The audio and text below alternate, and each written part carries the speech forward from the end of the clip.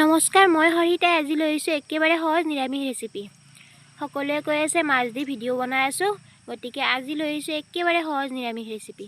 বেঙেনাৰে বনাম এটা বিশেষ ৰেচিপি।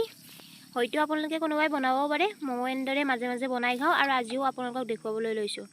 প্ৰথমে বেঙেনাটো ধুনীয়াকৈ কাটি ভাজি লৈছোঁ, ভালদৰে ভাজি লৈছোঁ আৰু এতিয়া সিজোৱা আলুখিনি ইয়াতে দি ল'লোঁ। আলুটো সিজাই লৈছোঁ আগতে। আলুখিনি এতিয়া ভালদৰে ভাজি লৈ মই বনাম আজি ৰেচিপিটো। নাম দিয়া নাই দেই, আপোনালোকে দিব।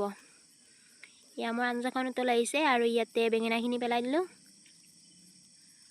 মই মছলা হিচাপে কেৱল দিছোঁ মানে কেঁচা ধনিয়া, বেলেগ একোৱে দিয়া নাই।